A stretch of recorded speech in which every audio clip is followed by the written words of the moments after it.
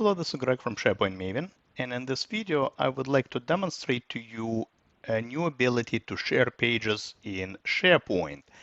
Now, this feature was only made available recently, and on one hand, I guess it's a convenient feature, but on another hand, it actually causes lots and lots of issues. So let me explain. So what you see right now on the screen is an example, just an example of a human resources employee-facing site. And as you can see, I have a bunch of various links, news and announcements, events, links, videos, images, some document library with SOPs. Now, what happened recently, all of a sudden we got an extra kind of option on our pages on our sites over here, share, all right? And it's kind of misleading, but let me explain to you what is happening when you click on this share option. What ends up happening, you end up sharing just this page, not the entire site. And for example, let's say I want to grant somebody access to my site.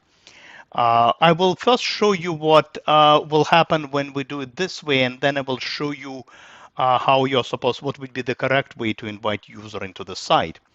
So let me actually do that. And by the way, this ability to share is not new. It's not new. We actually have the ability, right, or we have had the ability to share documents, internally, externally for many, many years. But the ability to share pages is relatively new. And once again, it's kind of the same idea, but let me show you what unfortunately will happen when you share the page, even though you probably meant to share the entire site. So let's do that. So I'm going to click share, and I'm going to click share page, and I'm going to invite Mary. All right. And I can control, maybe, yeah, Mary can view that particular, a page. And I can even, type in my personal, whatever, email. It's the same experience as if I'm sharing a file or folder. Now, of course, at this point, Mary will get an email with the link to that specific page, but let me show you what just happened. I'll go behind the scenes and I'll demonstrate to you what we just did. All the pages on a SharePoint site reside within the site pages library, just like documents reside in a document library. And what we just did, we essentially shared this page.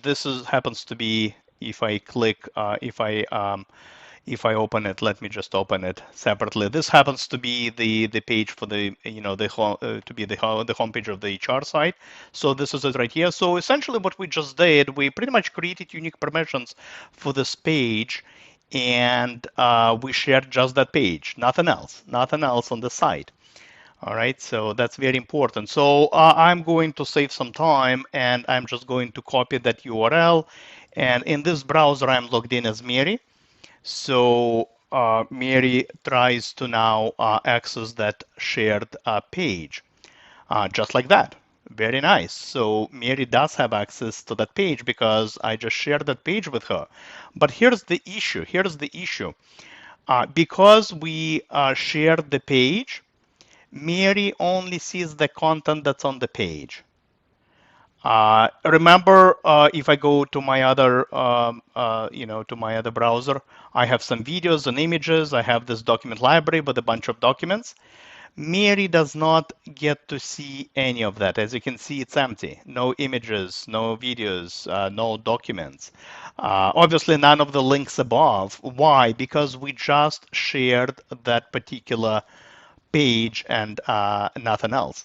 So if Mary now tries to pretty much access anything else, let's say she maybe tries to go to the site itself, she gets access denied. Why? Because she does not have access to anything on the site. So essentially everything else on the site is off limits to Mary. And that's pretty much the big downside of this page sharing. Now, in some cases, if your intent is to just literally share the page and nothing else, let's say on that page you have some text, you have, yeah, you just have pretty much a bunch of text, maybe some links. You don't embed any images, you don't embed any other content. In that case, that page sharing will work because at that point the user will only get to see whatever the text is and anything else. They're not going to see any other content.